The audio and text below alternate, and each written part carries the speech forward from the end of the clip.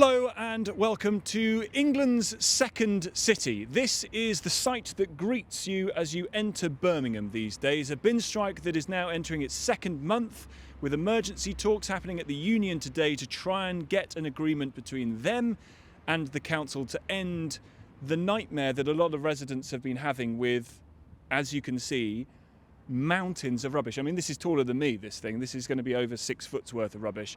Everywhere we've driven past since coming into the city from the train station has been filled on most street corners with this kind of arrangement.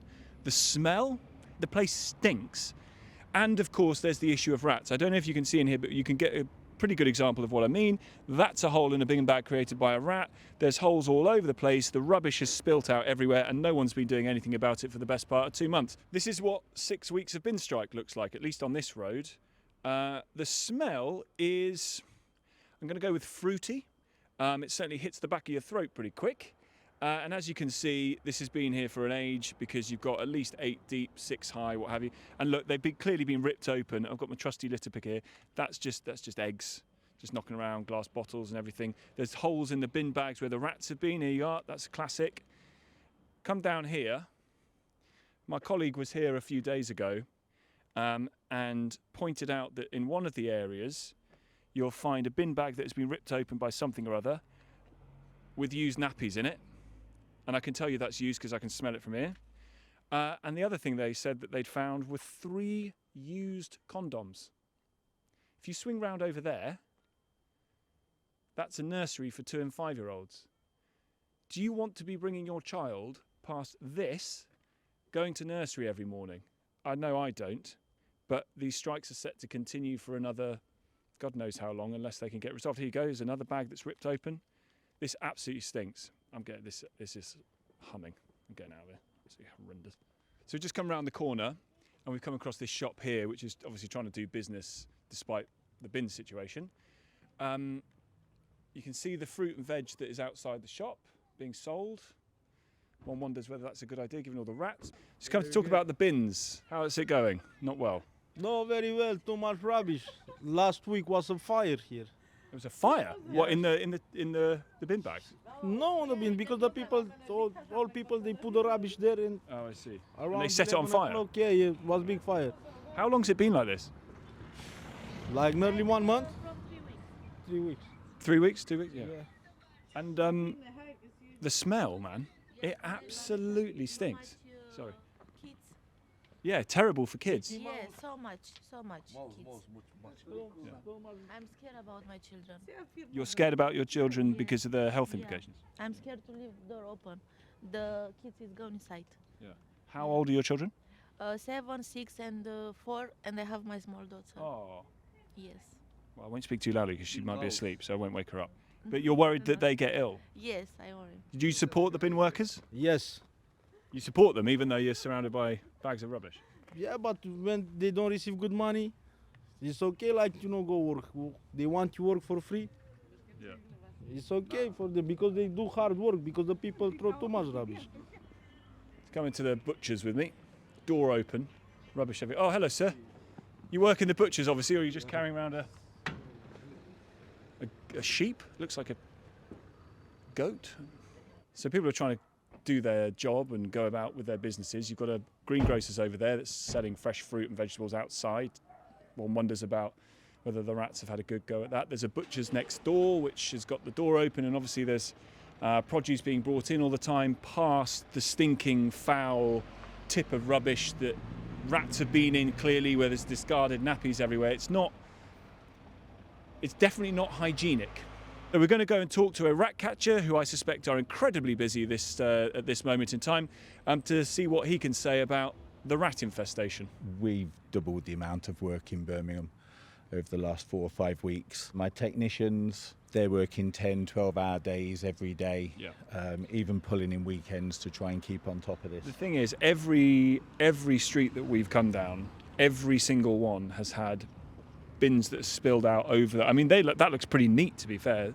Every single one has been. The bus stops are rammed full of them. Absolutely. When you say you've doubled your work, give us a number, give us a sense of what that means in terms of catching rats? The number of rats that are out there? What are we talking about? I would say that the number of calls that come into our office in the Birmingham area means that we're probably going to 14, 16 properties a day, every day. With rat infestations? All rats, yeah, at the moment. The thing that's really, really struck me is just how completely unhygienic the whole thing is. You have shops that are selling fruit and veg outside. We were in a butcher's earlier. They're bringing the carcasses in from outside.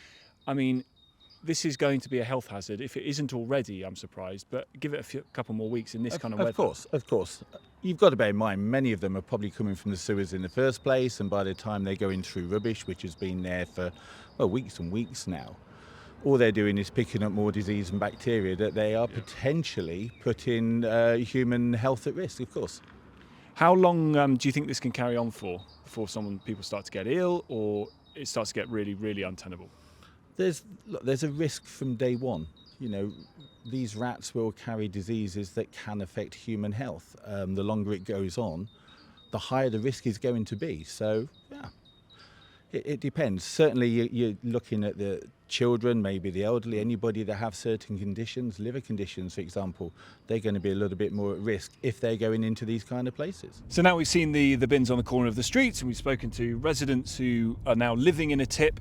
It's probably time to go to the tip. So we're heading off to the area that has now been open for 12 hours a day to allow people to book slots to come and dump their rubbish in the place where it needs to go of their own accord. There's one example here. This gentleman clearly shoveling quite a lot of stuff into the boot of his car.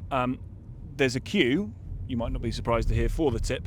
So we're going to see if we can speak to some people in it about their experiences of doing it. Quick word about your bins. Yeah. How is it? Shouldn't you be on morning TV? Should be. Yeah. I'm standing outside the tip today. Oh, they're packed, mate. I've just come down early. But the only thing is, you try and get a booking, and you ring up. They're fully booked as well. For dumping your own rubbish. I can't believe how bad it is. I know, yeah. But hopefully it'll be resumed, but let's hope so. I'm dropping some rubbish because the council they can't coming to pick the rubbish up. How bad is it?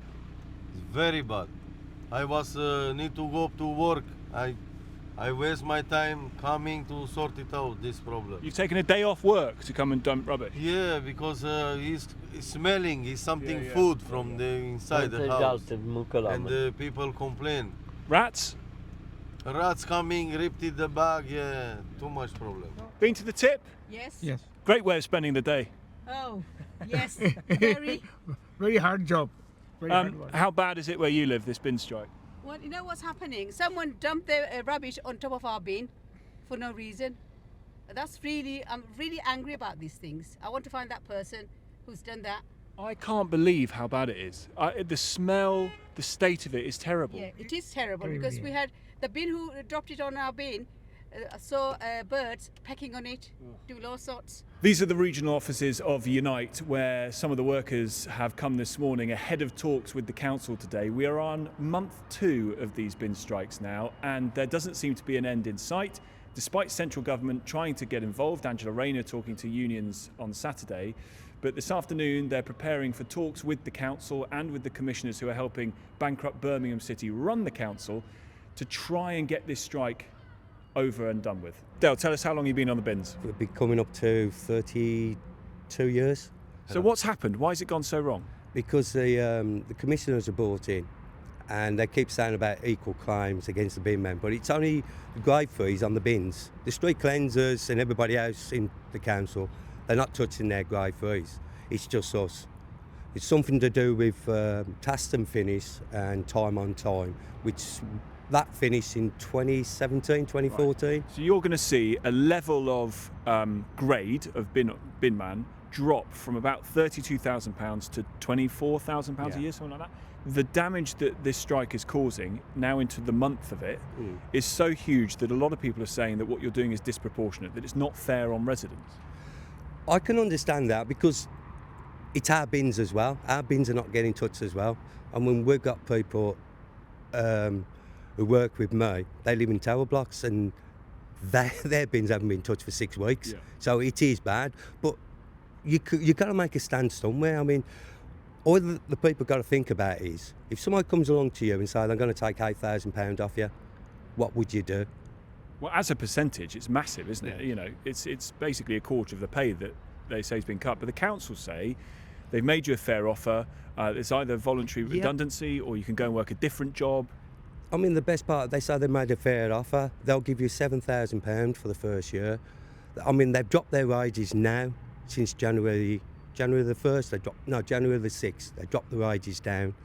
So you can have 7,000, but you're losing 8,000. Yeah. Right? And that's every year. And what do you say to someone who says £32,000 for a bloke to throw bags of rubbish into the back of a lorry? That's a lot of money. Come and try it then. Come and try it. Come and try it. All weathers. We don't get sent home when there's ice on the floor. We don't get sent home when there's, -2, -3. We go out in all weathers, trucking down the way. Come and try it. How long can you carry this on for? I'll carry it on as long as I can. We're talking months. Yeah. We've been told it could be a long one. But at the end of the day, Who's telling you that? The union, they're telling you it's going to be a long one. 2, we get our demands. I mean, it could be a year. Are you saying it's 6 months to a year? What are we saying? That's insane. No, it's not. I mean, at the end of the day, it's our livelihoods. I mean, it pays for the mortgage, it pays for the kids. But this is getting beyond a joke now.